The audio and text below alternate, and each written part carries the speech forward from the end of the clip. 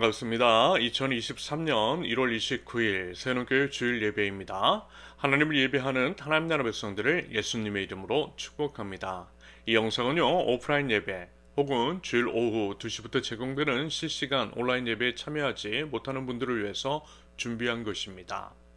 우리 새누교회는요, 여러 상황과 모양으로 하나님을 예배하는 하나님 나라 백성들을 응원하며 돕고자 합니다.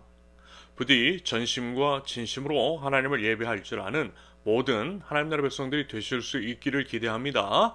자, 그럼 오늘 하나님께서 우리에게 주신 말씀은 마태복음 5장 43절에서 48절까지입니다. 함께 봉독합니다. 또 내 이웃을 사랑하고 내 원수를 미워하라 하였다는 것을 너희가 들었으나 나는 너희에게 이르노니 너희 원수를 사랑하며 너희를 박해하는 자를 위하여 기도하라. 이같이 한즉 하늘에 계신 너희 아버지의 아들이 되리니 이는 하나님이 그 해를 악인과 선인에게 비추시며 비를 의로운 자와 불의한 자에게 내려주심이라. 너희가 너희를 사랑하는 자를 사랑하면 무슨 상이 있으리요? 세리도 이같이 아니하느냐?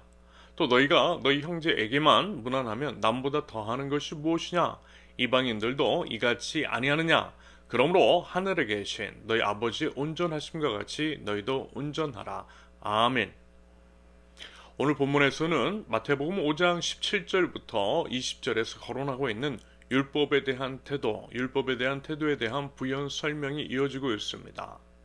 예수님께서 율법을 완전하게 하러 오셨다는 것, 그리고 만약에 우리의 의가 서기관이나 바리새인보다 더 낫지 못하면 천국에 들어가지 못한다라고 하는 것을 전제로요, 우리에게 삶으로 구현해야 할 몇 가지 실천 과제들을 제시하고 있습니다.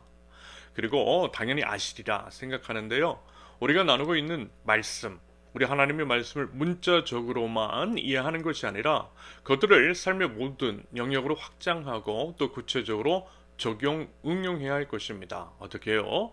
하나님께서 율법을 주신 그 근본적인 목적을 염두에 두면서 말입니다.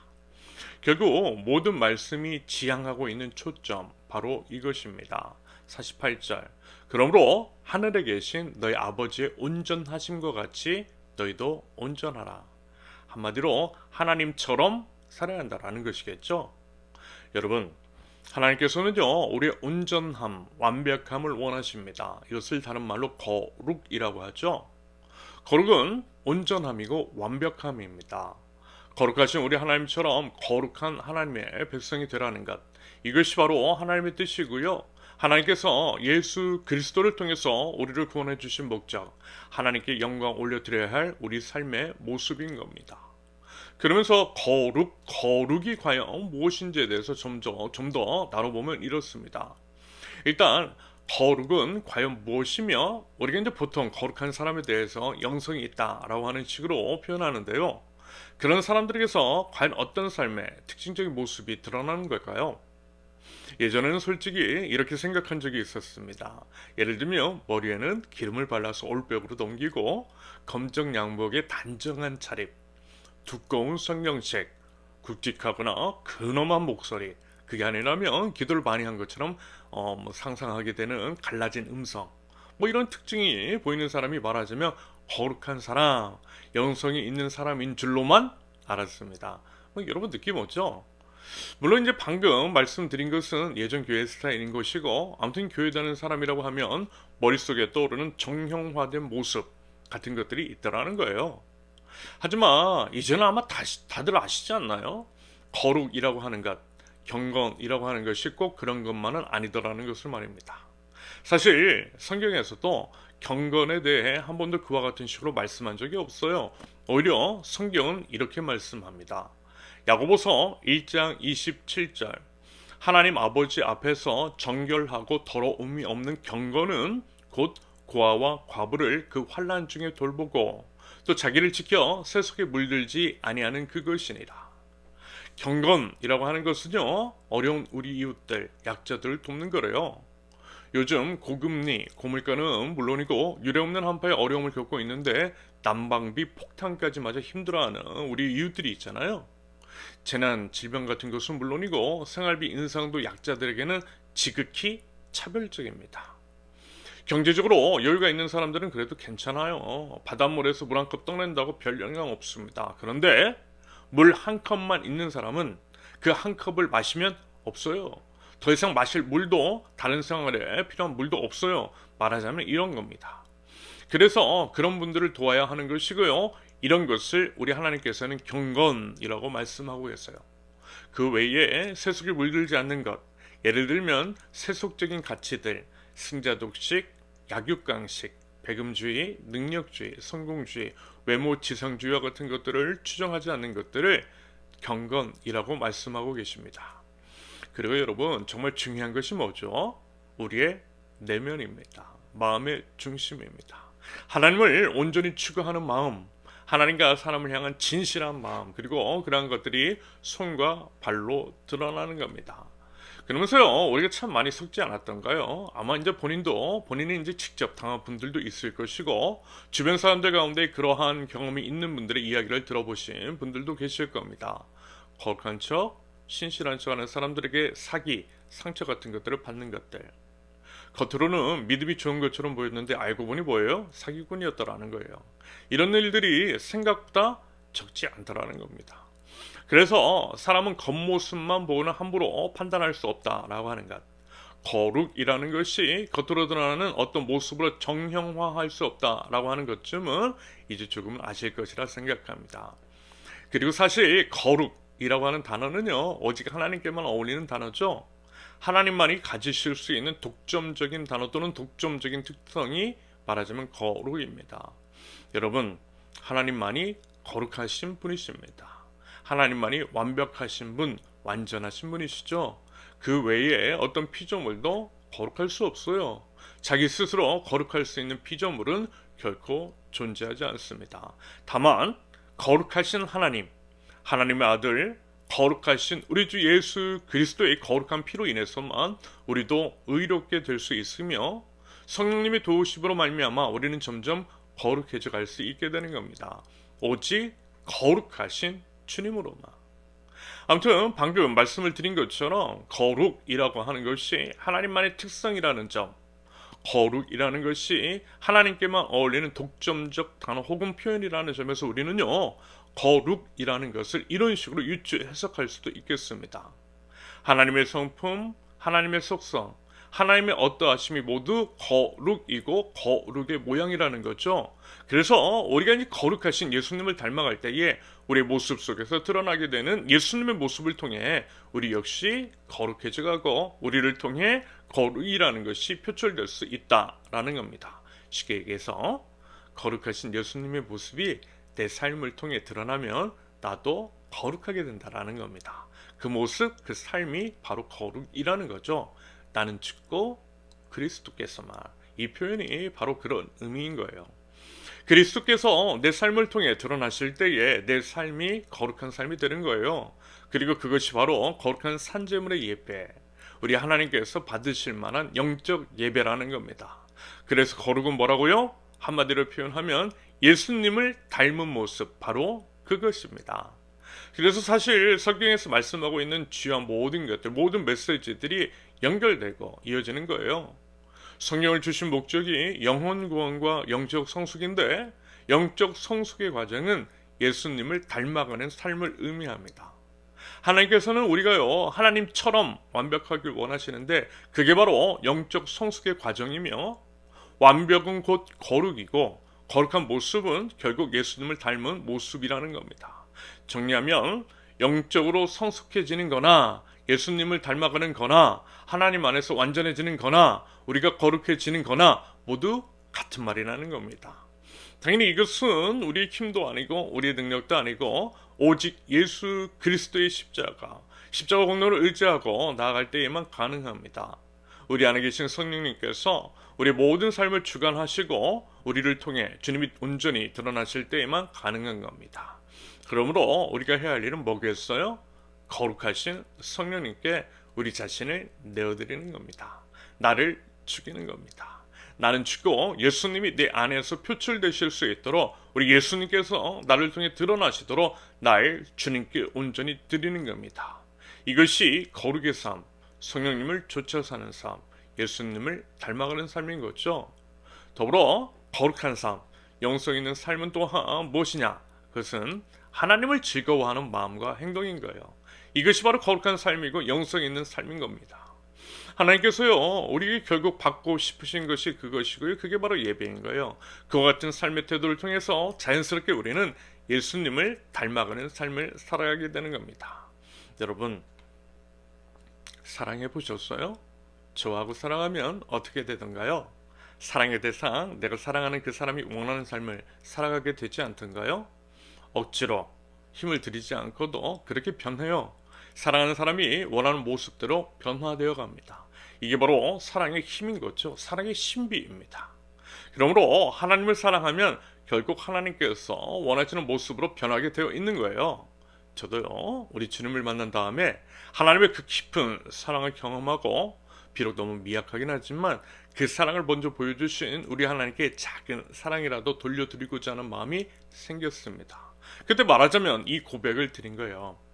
하나님, 이제까지 저 때문에 마음 정말 많이 아프셨죠? 이제 다시는 마음 아프게 안 해드릴게요. 그리고서 변화를 위해서 달라진 모습을 보여드리기 위해서 몸부림쳤던 겁니다. 우리 주님 사랑하니 그리 되더라는 겁니다. 자연스럽게. 그러므로 사랑하면 돼요.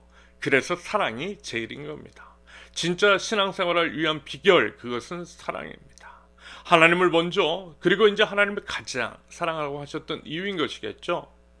여러분, 다윗을 다들 아실 겁니다. 다윗이라는 사람이 참 멋진 인물이죠. 아마 예수님을 제외하고 성경에서 가장 인기 있는 인물일 수 있겠습니다. 하나님의 마음에 합한 사람이라고 하는 수식어를 들은 유일한 사람 다윗. 우리가 본받아야 할 삶의 모습이 참으로 많이 보이는 사람, 그래서인지요, 다윗을 좋아하는 사람이 참 많다라는 겁니다. 여러분, 혹시 언약궤를 블레셋에 빼앗겼다가 다시 그것을 찾았을 때, 그때 이제 다윗의 모습을 기억하세요? 그때 어땠죠? 어떤 행동을 했는지 기억하세요? 너무 좋아했어요. 너무 행복했어요. 정말 신이 났던 것 같습니다. 왜냐하면 사랑하는 하나님의 임재를 상징하는 언약궤를 다시금 되찾아 올 수 있었기 때문입니다.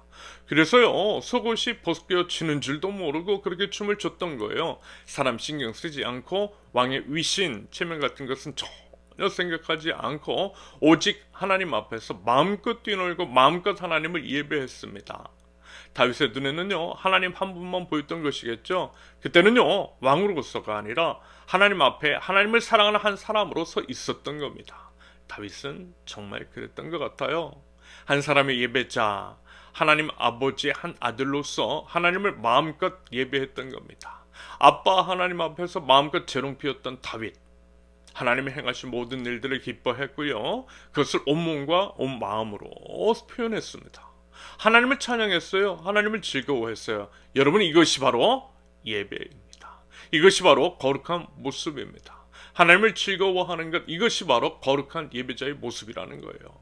저와 여러분들의 모습 속에서, 그리고 우리의 교회 안에서 회복되어져야 할 모습인 줄로 믿습니다. 우리 그렇게 우리 하나님을 예배하자라는 겁니다. 무슨 얘기냐면, 여러분, 이제 남의 눈은 그만 좀 의식하면 좋겠다라는 거예요. 우리가 하고 있는 모든 것들이 과연 누구 때문인지에 대해서 한 번 정도 진지하게 생각해 보자라는 겁니다. 여러분, 혹시 남에 대해 너무 신경을 많이 쓰는 것 같지 않습니까? 체면치레 같은 것들, 외적으로 보이는 것들에 과하게 신경을 쓰는 것은 아니냐라는 겁니다. 남이 나를 어떻게 보고 나를 어떻게 생각할까에 대해서 전전긍긍하는 모습들. 그렇다면 여러분, 우리 모든 삶의 모습들이 과연 하나님을 위한 것일까요? 아니면 사람의 눈을 의식해서 하는 것일까요? 이 부분과 관련해서 정말 한번 진지하게 각자 자신의 삶을 되돌아보면 좋겠습니다. 그런데 사실 이렇게 이제 말씀을 드리고 있는 목사인 저부터가 사실 하나님만을 의식하면 산다고, 사람 눈은 의식하지 않는다라고는 말씀을 못 드리겠습니다. 당연하죠. 다른 사람들 눈이 의식이 돼요. 사람이니까. 하지만 노력은 합니다. 조금씩 그 가식 의식의 껍데기들을 벗어버리고 그들을 예수 그리스도의 십자가 위에 못 박아 버리기 위해서 몸부림칩니다. 그래서 말하자면 매일 새벽 어떻게 해서든 일어나서 그 자리를 지키는 것이고요, 함께 지키자고 열심히 부지런히 빠지지 않고 영상 만들어서 여러분들에게 제공하는 겁니다. 우리 함께 몸부림치자라는 거예요. 하나님께 늘 기도해요. 하나님께 시선을 고정시키게 해달라고 말입니다. 하나님만 의지하겠다고 말입니다. 하나님만을 의식하고 그러기 위해서 의식적으로 노력합니다. 하나님을 온전히 즐거워하기 위해서 애를 씁니다. 그러기 위해서 더욱 주님을 사랑하기를 원하고요. 그러기 위해서 더욱 우리 주님의 사랑에 흠뻑 젖혀지기를 원합니다. 아무튼 목사라고 해서 대접만 받으려고 하지 않아요. 대신 주님 안에서 이런저런 것들, 외식적인 껍데기 같은 것들을 벗어버리려고 합니다. 여러분들이 다들 아시지 않습니까? 그래서 이제 목사치고는 특이하다라는 얘기를 합니다. 그런데 그런 식으로 하나님 안에서 자유하니까 좋더라고요. 일단 이제 제가 좋아요. 제가 좋으니까 여러분들도 좋지 않습니까? 목사인 척하지 않으니 솔직히 부담이 좀 덜하지 않아요? 우리 그렇게 부담 없이 서로에게 부담 주지 않고 다만 하나님 안에서 자유하면서 우리 하나님을 그리고 하나님 안에서 서로를 온전히 누려보자라는 겁니다. 진리는 참으로 우리를 자유하게 합니다. 요한복음 8장 32절의 말씀처럼 말입니다. 바꿔 말하면 점점 자유가 사라지고 있다면 그것은 하나님을 모르는 것일 수 있어요. 그것은 생명 없는 종교생활하는 것일 수 있고요. 교회가 만약에 그런 식으로 억압하고 정죄한다면 그건 종교적인 가스라이팅을 하고 있는 것일 수 있겠습니다. 여러분, 거룩함이라는 것, 그리고 영성이라고 하는 것은요, 하나님 안에서 우리가 행복한 거예요. 하나님 때문에 그냥 좋은 거예요. 좋아서 자연스럽게 흘러나오는 겁니다. 아빠 하나님 앞에서 4살짜리 어이런 아이가 되어서 재롱 떠는 거예요. 사실 우리 아빠 하나님께서 그 모습 보고 싶어 하신다니까요. 어린아이가 되면 되는 겁니다. 어린아이 여러분 어때요? 아빠만 옆에 있으면 되잖아요. 마찬가지라는 겁니다. 아빠 하나님만 내 곁에 계시면 되는 거예요. 그 믿음이 있으면 되는 겁니다. 하나님 앞에서 어린아이가 되면 아빠 하나님이 내 곁에 계시기에 자신감 생겨요. 든든한 아빠 때문에 걱정, 근심 내려놓을 수 있습니다. 아빠가 다 알아서 해주는데 무슨 걱정이에요. 그 믿음 가지고 당당하게 사는 겁니다. 이게 믿음이라는 거예요. 믿음대로 사는 거예요. 이게 바로 하나님께서 원하시는 거예요. 부디 본질이 무엇인지 하나님께서 진정 원하시는 것이 무엇인지를 명확하게 깨닫고 진리 안에서 자유함을 누리는 가운데에 거룩의 영성을 자연스럽게 삶으로 표출시켜 나가는 저와 여러분들이 되실 수 있기를 바랍니다. 한편 우리가 이제 성경을 읽으면서 꼭 염두에 두어야 하는 것이 있어요. 비단 이제 성경뿐만이 아니라 다른 어떤 책을 읽는 데 있어서도 그렇고요. 설교를 들을 때에도 대화를 할 때에도 동일하게 적용되는 사안입니다. 결국 이제 중요한 것이 뭐냐면 말하는 사람이 무엇을 말하고자 하는지 그 의도를 명확하게 아는 겁니다. 이게 필요해요. 예를 들면 이런 거죠. 아내가 남편에게 이런 말을 합니다. 잠깐 나갔다 올 테니까 하영이 좀 보세요. 지금은 하영이가 벌써 고3이어서 이런 얘기 들을 리가 없지만 아주 어렸을 때 갓난쟁이였을 때 그랬습니다. 아무튼 하영이를 보라고 하면 저는 어떻게 해야 할까요? 하영이 봐야 되는 거예요. 그러면서 하영이를 본다라는 것이 무슨 계속 얼굴만 뚫어져라 보고 있는 것은 아니라는 것은 아시죠? 혹시라도 그랬다가는 큰일 납니다. 전쟁 납니다. 오히려 아내가 하영이를 보라고 얘기한 것은 하영이하고 놀아도 치고 공부도 시키고 때 되면 밥도 챙겨주라는 겁니다. 잘 시간 되면 샤워도 시켜주고 재워주는 겁니다. 무슨 얘기냐면 표면적으로 드러난 문자 그대로만 받아들이면 안 된다라는 거예요. 하영이를 보라고 해서 하영이를 눈으로 쳐다보고만 있어서는 안 된다라는 겁니다. 그런데 그런 사람이 생각보다 많아요. 성경에 등장하는 바리새인과 서기관들이 꼭 이런 식이었습니다. 하나님께서 율법을 주셨을 때 그것을 왜 주셨는지 그 근본적인 목적을 생각해 보지 않은 것 같아 보입니다. 그저 율법에 적힌 대로 그것도 하는 척만 했습니다. 당연히 마음도 담겨있지 않더라는 거예요. 겉으로만 지키는 척하면서 잘난 척은 또 엄청 했습니다. 목에다가 힘주고 다녔어요. 그러면서 약한 사람들 기죽이고 정죄하고 비난했습니다. 그러니 다른 사람들의 마음이 어려울 수밖에 없는 것이겠죠. 여러분 그 모습을 보고 계신 우리 하나님 과연 얼마나 그 마음이 답답하셨을까요? 아마 머리를 쥐어박아도 수도 없이 쥐어박고 싶으셨을 겁니다. 여러분 피상적으로 하는 척 시키는 척 지키는 척만 하지 말고요. 껍데기 형식적인 것 오늘 말씀 같으면 원수 사랑에 대한 말씀을 그렇게 이제 적혀진 대로만 문자 그대로만 지키지 말자라는 겁니다. 본래의 뜻을 알고 마음을 그 삶 속에 담아내자라는 겁니다. 하나님께서 말씀하신 것들에 대해서 그 의도와 목적을 알아 마음과 뜻과 정성을 담아 그 말씀을 행하며 나아가자라는 겁니다. 그러면서 하나님의 기준이 정말 높으시다라고 하는 것을 분명하게 기억하셔야만 합니다. 겉으로 드러나는 모습뿐만이 아니라 마음의 동기, 마음속까지도 하나님처럼 완전하길 원하시는 우리 하나님이세요. 마음속으로 가늠한 자는 이미 가늠한 것이고 마음속으로 이웃을 미워하는 자는 이미 살인한 것이라고 말씀하신 것이 바로 그것입니다. 그러면서요, 여러분 원수까지도 사랑하시잖아요.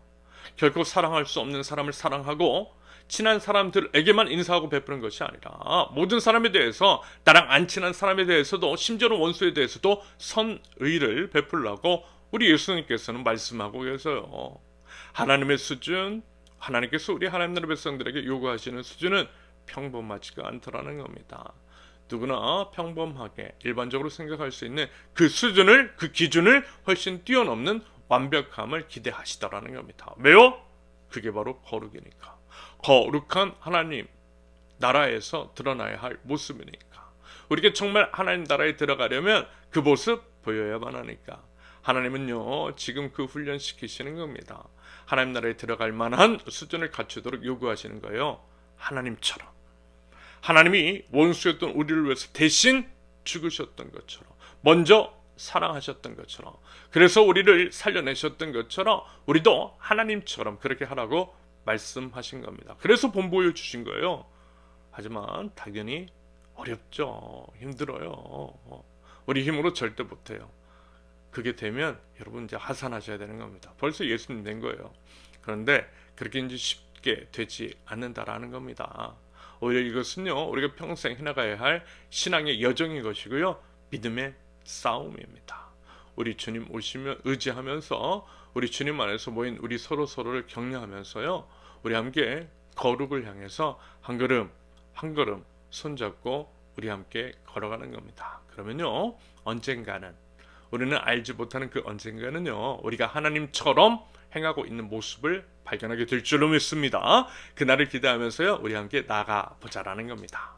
마지막으로 이 말씀 하나 드리고 말씀을 마무리하도록 하겠습니다. 여러분, 제가 우리 세우는 교회에서 식사나 커피, 그 외에 많은 것들을 제공하고자 하는 이유를, 그 근본적인 목적을 아시죠?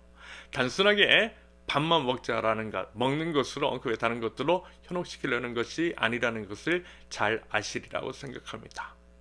함께 먹는 것을 지향하는 본질적인 이유는 우리가 하나님 안에서 하나 되기 위함인 것이고, 함께 먹을 때 지원하는 본질적인 이유는 혹시 있을지 모르는 마음의 부담감, 경제적 어려움 등으로 인해서 스스로 혹은 본의 아니게 누군가를 소외, 배제시키는 일들을 사전에 막기 위함입니다. 쉽게 얘기해서요, 돈 없어도 교회에서 밥 사줄 테니까 밥 먹으면서 하나님 안에서 우리 서로 하나가 되자라는 겁니다. 밥 먹으면서 서로 감정 같은 것들도 풀고 진짜 식구, 진짜 하나가 되자는 거예요. 하나 되어서 우리 함께 우리 하나님을 예배하고 우리 함께 아름다운 하나님의 나라를 만들어 나가자는 겁니다. 이 부분 꼭 기억하시면 좋겠습니다. 먹는 것으로 현혹하려는 거 아니고요, 우리끼리만 먹고 마시자는 것도 아니고요, 돈 많아서 그런 것도 아니고요, 하나됨, 예배, 하나님 나라 가치를 실현하기 위함입니다. 여러분, 하나님은요, 우리 하나님 나라 백성들이 하나님처럼 되기를 원하십니다. 부디 그 마음, 그 뜻을 알아 하나님처럼 사는, 하나님처럼 거룩함, 온전함, 완전함을 향해 나가는, 그것을 위해서 더더욱 우리 주님을 의지하며 나가는 저와 여러분들이 되실 수 있기를 예수님의 이름으로 축원합니다. 함께 기도합니다. 하나님 감사합니다. 먼저 풍성하고 감당 못할 사랑과 은혜를 베풀어 주신 우리 하나님, 그 하나님의 은혜와 사랑에 감사드립니다. 하나님께서 저희를 살리시고 부르시고 이끄시는 그 마음과 의도, 그리고 그 목적에 따라서 한 걸음 한 걸음 거룩을 향해 나가는 하나님 나라 백성들 저희 될 수 있도록 하나님 저희 모든 삶을 인도하여 주시옵소서. 하나님의 말씀을 한 말씀이라도 가벼이 여기지 않게 하시며 삶으로 묵직하게 살아낼 줄 아는 저희들, 말씀의 의미를 축소하지 않고 본래의 의도와 속뜻을 살펴 하나님께서 애초부터 바라고 원하시는 삶을 살아갈 줄 아는 저희 될 수 있도록 우리 하나님 인도하여 주시옵소서. 하나님, 이 땅에 참 많이 어려운 이웃들이 있습니다.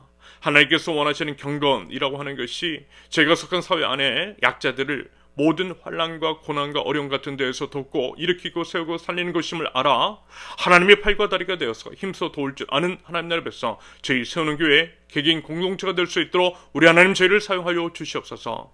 세상은 승자독식, 약육강식, 능력주의 같은 것들을 미화하지만 하나님의 나라는 공생과 상생, 지속적인 공존을 추구한다라고 하는 것.